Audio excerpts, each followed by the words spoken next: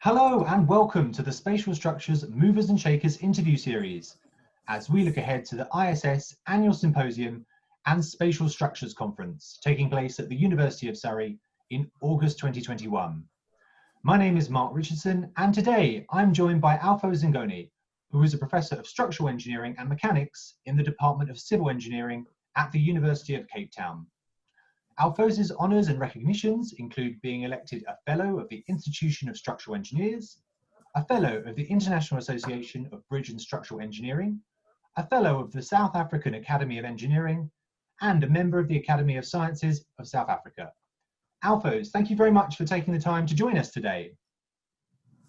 Thank you, Mark, and good evening. Thanks for giving me the opportunity. No problem at all, Alphose. It's great to speak to you today. So we begin by asking our guests on the series about lockdown. How has the period of lockdown been for you in South Africa? South Africa went into lockdown in March, so we all had to stay at home. Of course, I missed the face-to-face interactions with my students, writing things on the board, stuff like that. So for me, online teaching has not been ideal. On the plus side, it has meant I've had more time to focus on my research and also to concentrate on writing papers. I've also had more time with my family members. That's great. No, thanks very much for that. And good to see there's been a few positives in what has been a very difficult situation. So thank you for sharing that. And we're also exploring the career paths and career journeys of our guests. Maybe you could talk to us about your own career journey to date. Oh, okay. Where do I start? Okay, I am originally from Zimbabwe. At school, if I can go back, I had a passion for mathematics and physics. So in 1987, I left the country and went to the UK, where I enrolled on the MSc course in concrete structures at Imperial College, London. And 4 years later, I completed a PhD on shell structures under the supervision of the late Professor Milia Pavlovich.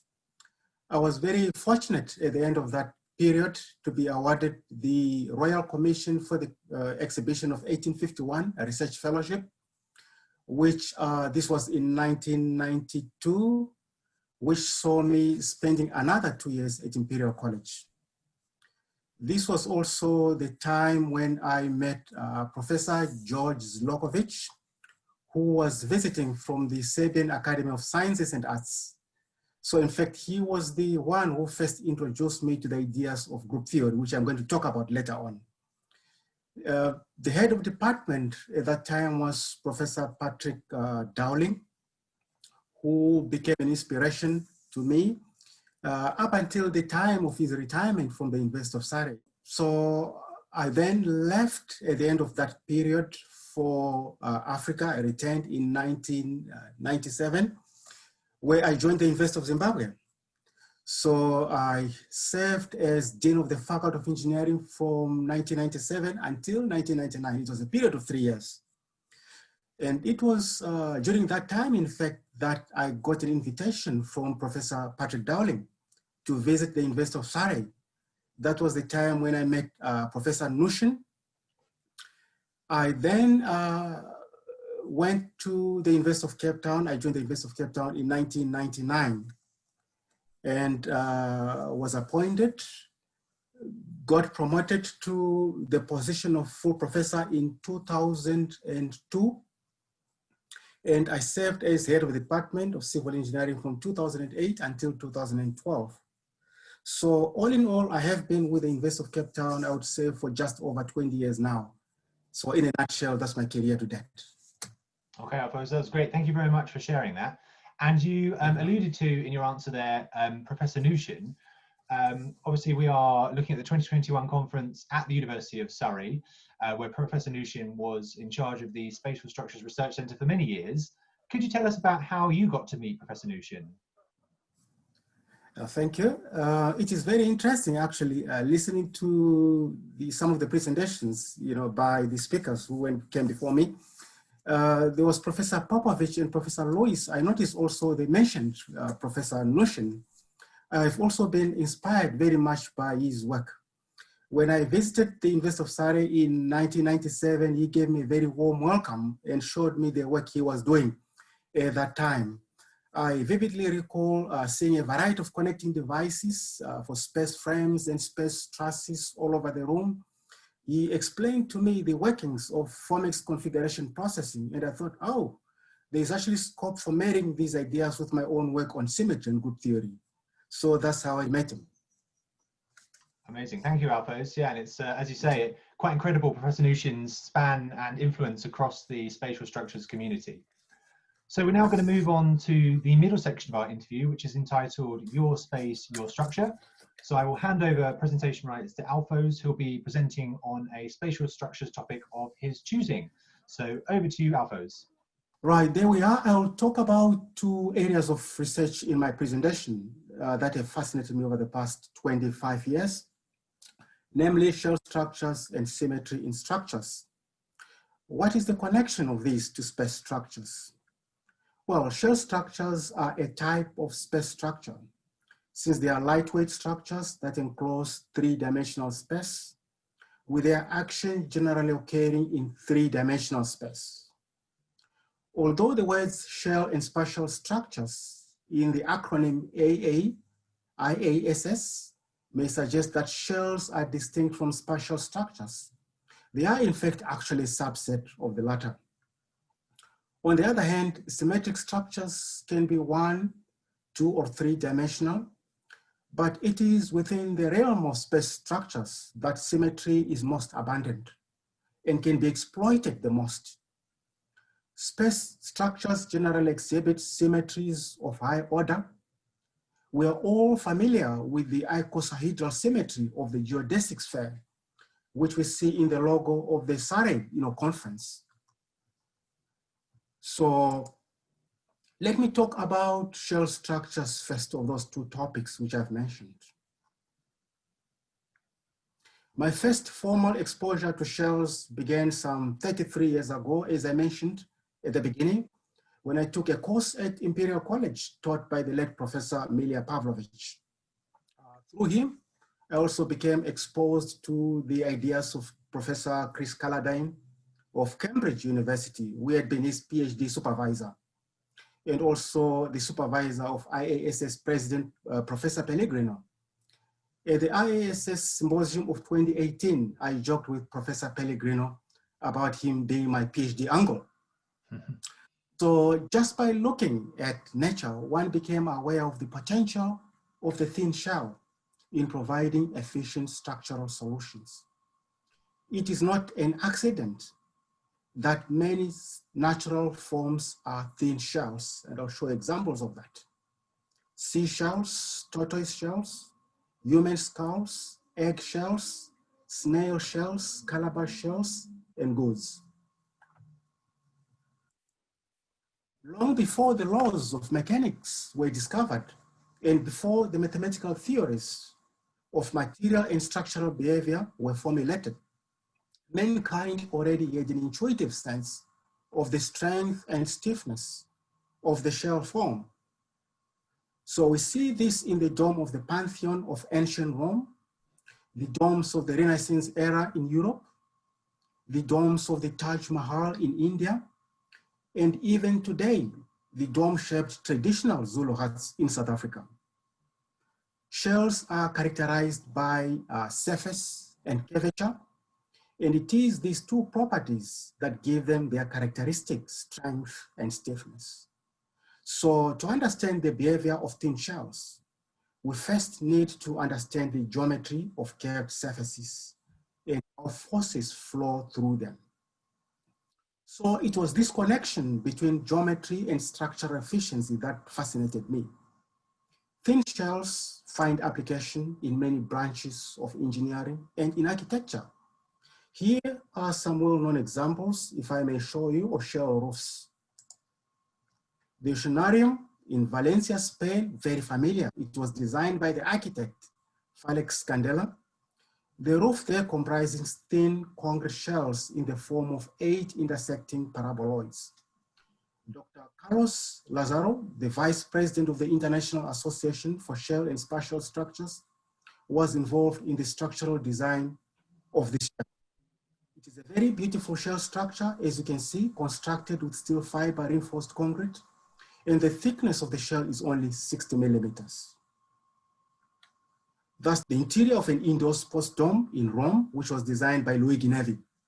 This was actually built for the 1960 Olympics, and the dome is more than 60 meters in diameter. The auditorium at MIT in Boston, this was the venue of the IASS Symposium of 2018. This was completed in 1955.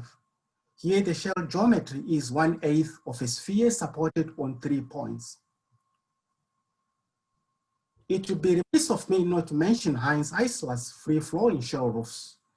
These forms were derived by hanging pieces of cloth and observing their shape under gravity. Other examples, which I can mention very quickly, are as follows. Concrete ash dams, such as the Kasi Dam in Lesotho, liquid storage steel tanks, elevated water tanks, egg-shaped sludge digesters, such as these structures here under construction in Pietermaritzburg, South Africa. As is well known, rigorous formulations of shell theory often lead to differential equations, which are quite difficult to solve exactly. So numerical techniques provide a means of arriving at approximate solutions. But unfortunately, they are not always the best in providing a deeper understanding of shell behavior. So one strategy is to aim for approximate but accurate analytical solutions. We may either make simplifying assumptions at the beginning of our formulation, or we may introduce simplifying approximations in the final stage, in the final set of the governing equations, rather. Besides providing useful insights on shell behavior, closed-form solutions also allow parametric studies to be undertaken and the effects of design changes to be more clearly understood. So a significant proportion of my research has concerned the development of analytical methods for novel types of shell applications with liquid containment in mind. These have included new forms of egg-shaped sludge digesters and multi-shell assemblies for large capacity liquid containment. And as much as possible, we try to achieve a membrane state of stress and avoid bending of the shell, as membrane action is more efficient than bending action. Much less material is required to resist membrane action than to resist bending. But where bending cannot be avoided, we want to be able to quantify the magnitude of the bending effects and try to minimize these. And where membrane compression prevails, we also want to make sure that buckling of the shell will not be a problem. You will find some of this work reflected in the new edition of my book, which is called Shell Structures in Civil and Mechanical Engineering. This was published in 2018 by the Institution of Civil Engineers. Before leaving the subject of shells, let me just mention a project that was designed by a Cape Town structural engineer, whom I have known and interacted with for several years. This is the Bosjes Chapel near the town of Worcester in South Africa, which was completed in 2016 and featuring quite an unusual shell roof. The shape of the shell was prescribed by the architect, and I know the structural engineer was not too happy with the relatively large bending moments that this shape attracted. So there were areas of the shell that relied on bending to carry the loads, and the shell had to be quite thick, especially around the supports. So the shell was supported on 4 short vertical columns, which I'm going to show you very shortly.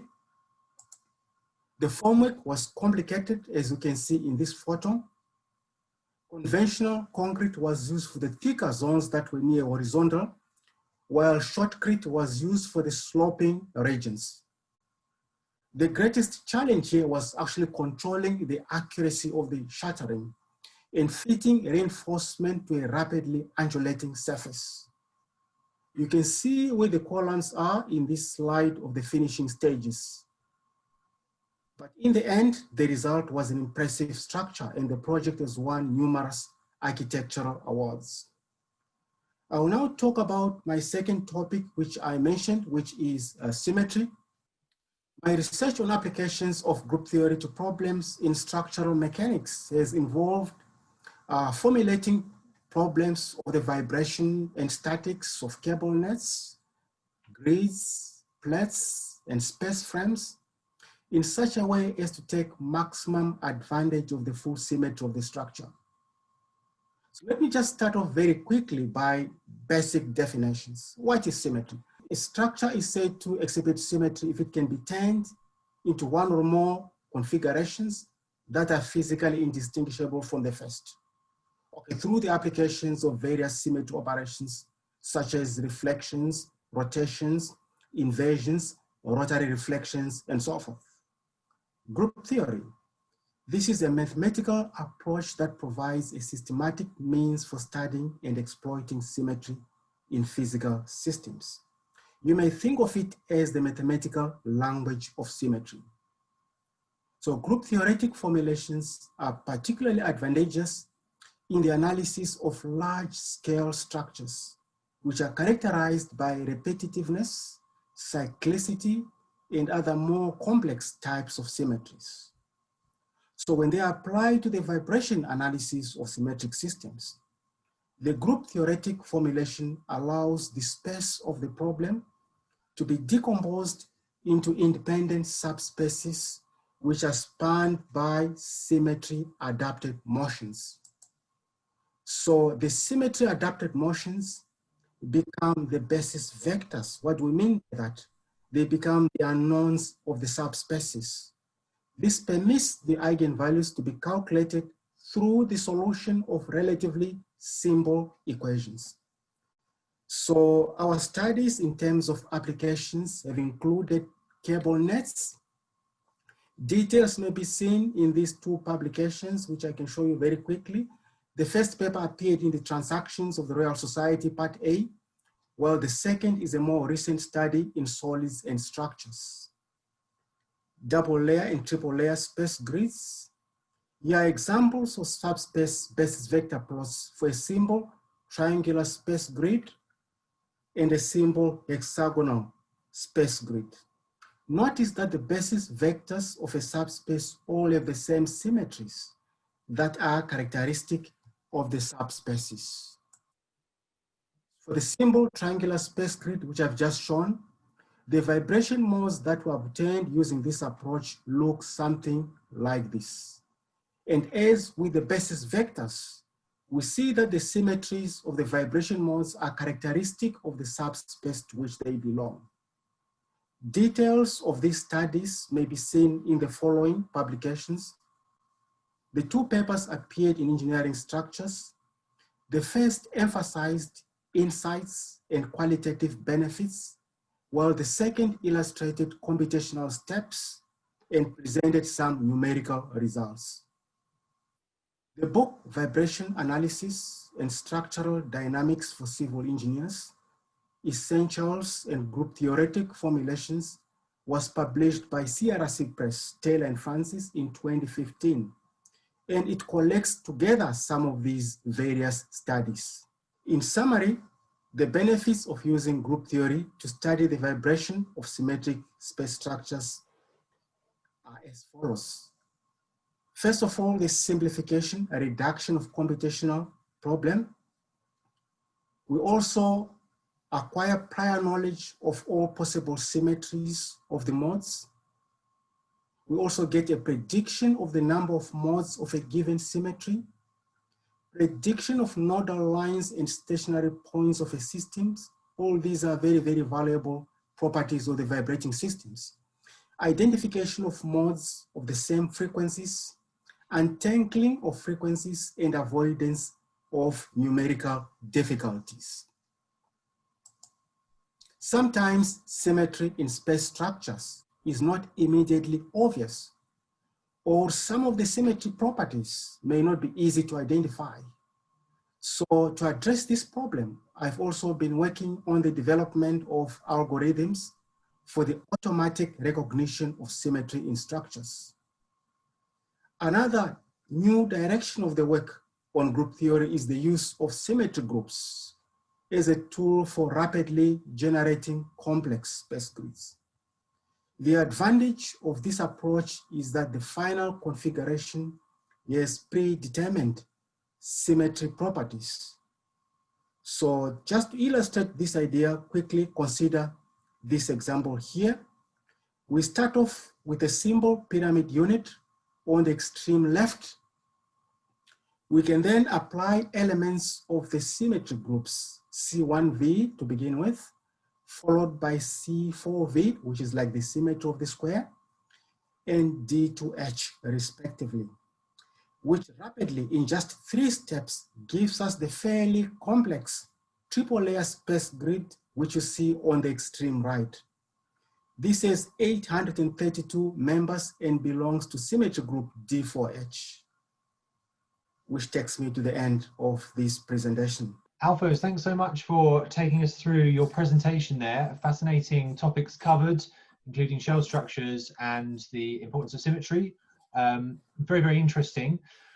We have had a couple of questions via our social media channels, which I was wondering if I could put to you, some of the people who are following the conference on social media. One question from Max, who's asking, what are the potentials and challenges in building shells in Southern Africa? Okay, the obvious certain things which are very much in common, whether it's Southern Africa or elsewhere around the world. But I would say for Southern Africa, we enjoy the benefit. As I mentioned, one of the challenges of shell structure is, the complexities of actually building them. And we find one of the advantages we have is relatively lower labor cost, if you can put it like that. So at least that would bring down, the cost somewhat. Here I'm thinking of the high cost of items such as formwork. You saw from those slides which show how complex, the formwork can be. So, but fortunately for us, the labor costs are slightly more reasonable than in other parts of the world, for instance. So that's one advantage which I can see. The other one also has to do with the availability of materials. We do have quite abundant resources as far as, making, shells and concrete are concerned, and also making shells even in, in timber. We've got plenty of those resources as well, which we can tap into in order to come up with more economical, forms of shell structures. That's great. Thank you, Alphose.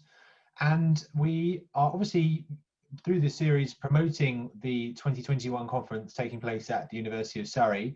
And a key theme of the IASS 2021 conference is about inspiring the next generation. How do you think this aim can be best achieved in the field of spatial structures? I think one of the ways in which we can do that is by highlighting achievements of the past. We can highlight how innovations in spatial structures have met the needs of humanity. In other words, highlight the success stories rather. We can also challenge the younger people to find solutions that will address the topical problems of today, such as pollution and climate change, something which is very much relevant to the problems which we face today. We should also open new fronts of research that are more exciting, if I can put it like that. There is plenty of scope for better utilization of smarter materials, new concepts, and new technologies. So all this promises a lot of excitement for the future, and I'm sure a lot of young people would like to participate in that. Thanks, Alphose. And perhaps one last question to finish on. You've obviously given a number of examples of spatial structures right at the cutting edge of current technology. I wondered about looking to the future. What do you think will be the most important developments in space structures? I would say we need to develop space structures that can be, for instance, deployed in outer space, for instance, and also under the sea. So, those areas promise a lot of potential, for use of space structures.